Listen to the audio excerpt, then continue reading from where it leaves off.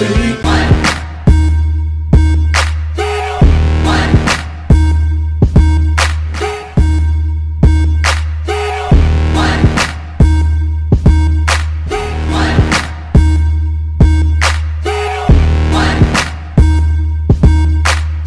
Salut, c'est El George dans Best Gospel. Salut Best Gospel, salut à vous tous qui nous suivez également. Je suis chanteur, rappeur, auteur, compositeur, prédicateur aussi, enfant des dieux, congolais, basé à Kinshasa. C'est vrai que c'était pas facile au début, c'était dur. Mais après, je ne dis pas que les gens sont méchants à l'église, c'est juste parce que voilà, c'était un nouveau truc, une nouvelle musique, une nouvelle façon de lever Dieu, lever l'homme de Dieu. La bonne nouvelle, ce qui a été avantageux pendant tout ce processus, c'est le fait qu'on l'a toujours fait pour Dieu. Et comme on l'a vraiment toujours fait pour Dieu, Dieu il trouve son compte. Donc Dieu a accompagné le travail qui consistait à faire adhérer les gens dans cette vision ou dans cette façon de faire, n'a pas été fait par nous ou par moi. J'ai juste fait ma part, certes, mais le grand travail a été fait par Dieu lui-même. Parce que quand tu te confies en Dieu, quand tu le sers, Dieu s'occupe de prendre le soin de s'occuper de tout ce qui est impossible. Moi, je faisais ce qui m'était possible, c'est-à-dire recevoir les chansons que Dieu me donnait, les écrire, les chanter en studio et puis aller me mettre sur l'estrade pour conduire le peuple et tout. Et après, Dieu, il faisait le reste du travail, quoi. Donc voilà, c'était pas facile, mais moi, avec Dieu, comme dit, avec Dieu, nous avons fait des exploits par sa grâce. Pas du tout. Prêcher la sainteté ou parler de la sainteté ne fait pas de toi un homme qui ne pêche pas. Mon pasteur a dit une fois que les hommes forts, enfin les hommes qui vivent dans la sainteté ne sont pas en principe des hommes forts, mais c'est des gens qui savent plutôt reconnaître leurs limites. C'est-à-dire prêcher la sainteté, c'est un message que nous avons reçu de la part des dieux, c'est un combat de tous les jours, et en parler ne fait pas de moi un homme parfait. Étant humain avec la chair et tout ça, voilà, il arrive à tout le monde de pécher, mais le but n'est pas de demeurer dans le péché, n'est pas de vivre dans le péché, mais de tous les jours lutter pour atteindre l'objectif que Dieu nous a fixé, de vivre dans la sainteté. Il y a un passage dans la Bible, Luc chapitre 1 verset 75, qui dit Dieu a promis que nous marcherons devant lui dans la justice et la sainteté. C'est-à-dire que c'est une promesse que Dieu nous a faite qui nous rendra capables de le faire. Vivre dans la sainteté ne veut pas dire n'est jamais péché, être parfait. Nul ne sera parfait. Vivre dans la sainteté, c'est aussi arriver à se relever quand tu es tombé. Et reconnaître que Dieu t'a pardonné. C'est aussi ça, vivre dans la sainteté. Parce que celui qui tombe et qui reste par terre, il fait de Dieu un menteur, donc il pêche deux fois. Tu vois. Prêcher la sainteté ne fait pas de nous des hommes parfaits, mais c'est le message que Dieu nous a donné. Et si Dieu nous a permis, si Dieu a prévu que des humains prêchent ce message, c'est pas parce qu'il a vu en les humains une certaine perfection, non pas du tout, mais c'est juste que c'est aussi Dieu qui fait aussi ce travail-là, qui consiste à prêcher le message de la sainteté à travers nous.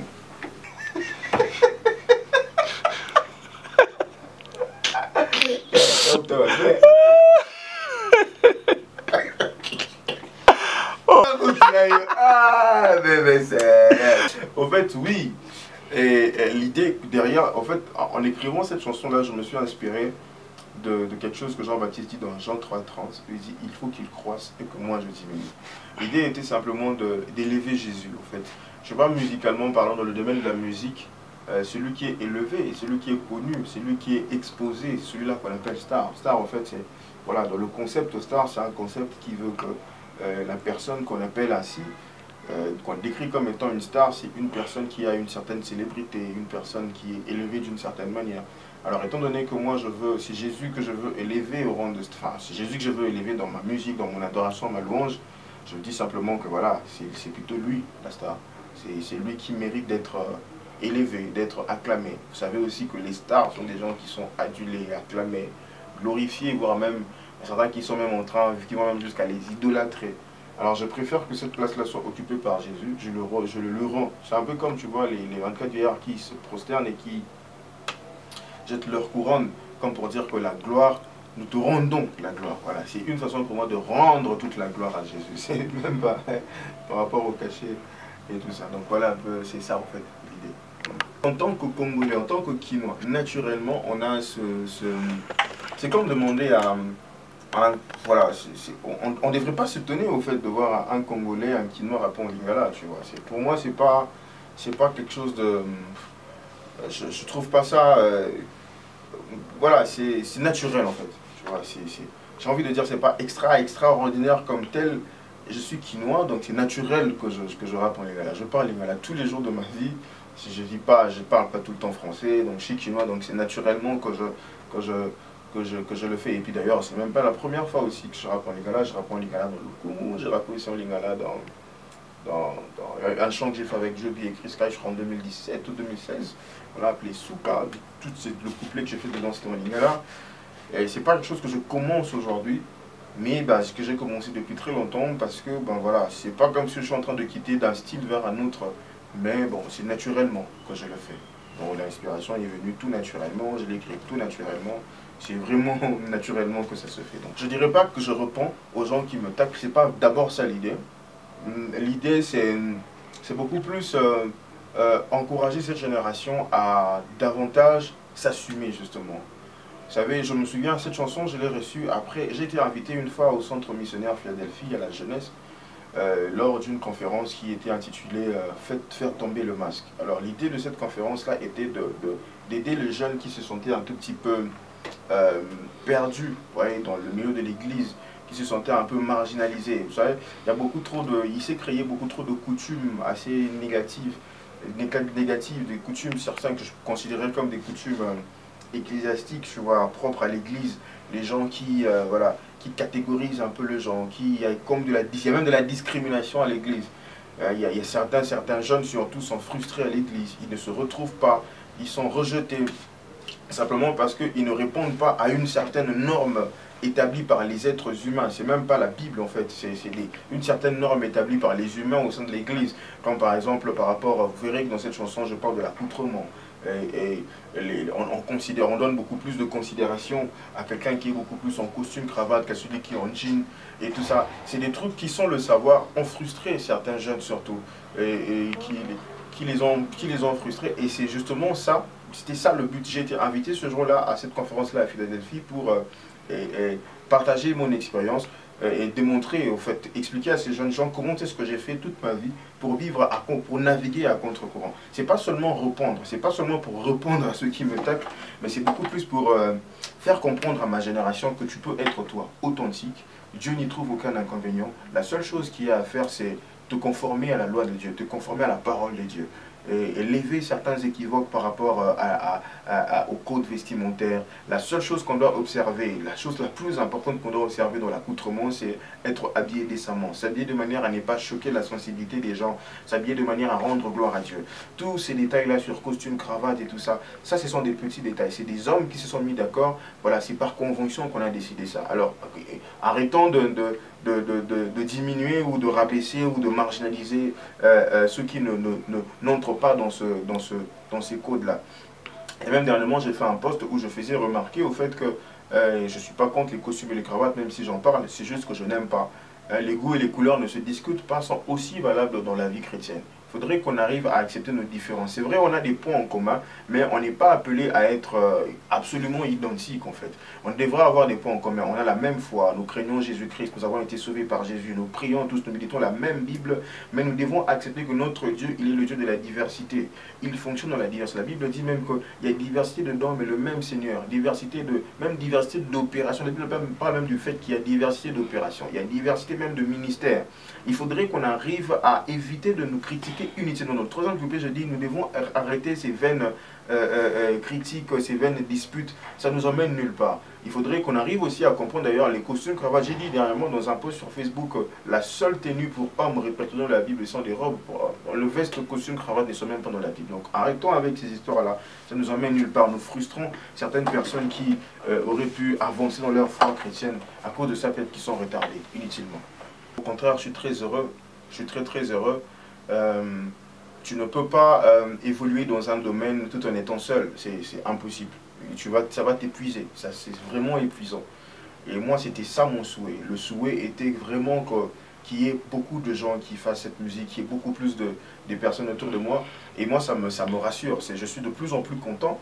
Et j'ai des gens sur qui je peux compter. J'ai des frères sur qui je peux compter. Le mouvement ne cesse de s'agrandir. Et moi, je suis heureux.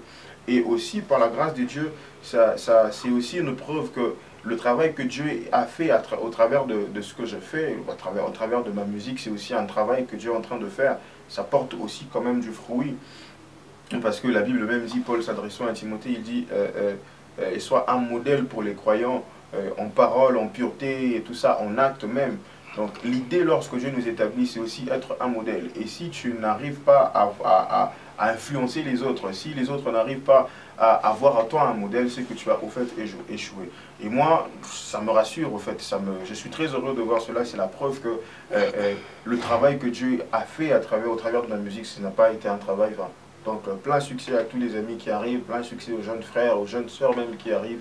Je suis très très fier, je suis très très heureux et que le mouvement s'agrandisse davantage en tout cas. C'est ça mon souhait. Si c'est la nouvelle génération que je connais, je citerai David O'Keefe, Daniel Mundos, que j'ai croisé d'ailleurs hier, et puis Arsenic. Kanté Kanté, c'était une chanson, enfin plutôt Crescendo, c'est un album où vous voyez, c'est un serviteur de Dieu, un jeune serviteur de Dieu qui est en train de lutter pour plaire à Dieu. C'est beaucoup plus, en même temps aussi une introspection, voilà, il y a beaucoup de vulnérabilité dedans, dans des chansons comme Susceptible, où je suis en train carrément de mettre en musique les genres de conversations que j'ai souvent eu avec mon pasteur, où je me pose tant de questions sur le choix de la conjointe et tout ça. C'est vraiment un album avec beaucoup trop de vulnérabilité. C'est un homme faible au fait qui reconnaît juste qu'il est faible et qui s'expose comme ça, qui est le plus honnête possible par rapport à ses failles, par rapport à ses faiblesses. Mais Kanté au fait, c'est maintenant ici un serviteur de Dieu qui davantage prend conscience de qui il est en Christ. Crescendo, tu vois, on a évolué. Voilà. Quand tu fais un album qui s'intitule Crescendo, tu dis que tu es en train d'évoluer avec le Seigneur. Ben, la prochaine étape, c'est une étape où on doit te retrouver différemment. Voilà, qu'on trouve un homme différent de ce qu'il a été avant. Et Kanté, au fait, c'est l'album, je dirais, ben, c'est un serviteur de Dieu qui prend davantage conscience de qui il est et de ce que cela implique, en fait. Pendant que je travaillais sur ça, surtout l'année passée, où c'était une année très difficile, je m'étais décidé, par exemple, que voilà, je n'écrirai plus de chansons tristes. C'est comme ça. Je me suis révolutionné, revolté comme ça. Et je me suis dit, non, il faudrait plus, je ne serai plus la même personne. Et j'ai travaillé pour ça, j'ai prié pour ça. Et par la grâce de Dieu, je suis aujourd'hui dans un état d'esprit où je suis, voilà, j'ai beaucoup plus appris. Je pense que par la grâce de Dieu, j'ai grandi, on peut dire. Je ne suis plus au même état. Poulet maillot, sans contredire, il n'y a rien à dire même. Quoi, voilà, quoi. Authentique. Fou mon frère, fou, c'est clair. Ah, c'est difficile. Difficile de dissocier ces deux gars là. Tu vois, là c'est comme si tu me demandais papa ou maman. C'est comme si tu me demandais, je sais pas, Maïna Biloko Opona. Ils vont ensemble. Je saurais pas. Ah, c'est compliqué. C'est compliqué de les... Je sais pas. En fait, je sais pas. Ça, c'est une équation. Je peux pas. Je les aime toutes les deux, donc il n'y a rien à faire. Kinshasa, frère, c'est clair. Kinshasa, à fond. Waouh. Lecrae, c'est mon modèle. C'est le gars qui m'a donné le goût de faire le rap. Big T, c'est mon frangin, c'est mon ami, c'est mon frère. Je ne peux pas choisir entre les deux. Mais en tout cas, je pense que je choisirai celui de qui je suis le plus proche. Hein. Je prendrai le Big T parce que c'est mon gars, tu vois. C'est mon frère. C'est le gars, dernièrement, avant que Kanté ne sorte, on s'est parlé. Il m'a soutenu, enfin, il a renouvelé au fait le soutien indéfectible qu'il m'a toujours accordé. C'est mon frangin, donc bah écoute, on va pour Big T, quoi. C'est mon gars, c'est lui que je choisis. C'est lui que je connais, celui qui me connaît. Donc voilà, quoi. Live, c'est clair. Live, toujours live. Trace gospel, frère. Enfin, moi je fais du rap, hein. Même si j'aime la rumba, mais bah attends, c'est le rap que j'aime, donc rap. Musique, frère. Bureau que j'irai faire, je m'ennuie dans un bureau, c'est clair. Hip-hop, frère. Costume, je n'aime pas les costumes. Je n'aime pas les costumes et je suis pas contre ceux qui aiment, mais moi j'aime pas. Voilà. La fin, voilà. Kanté est disponible sur toutes les plateformes de téléchargement légal. allez-y. Et j'assume aussi, le clip est déjà sur YouTube. Procurez-vous-en, partagez le lien. Faites en sorte que, ben voilà, que tout le monde puisse découvrir ce clip et que tout le monde puisse découvrir cet album, que tout le monde puisse découvrir ce que le Seigneur a déposé dans cet album pour chacun d'entre nous. Partagez ça au maximum et voilà, que Dieu vous bénisse abondamment. On se retrouve très très bientôt pour voilà, autre chose et autre nouveauté et tout ça. God bless you.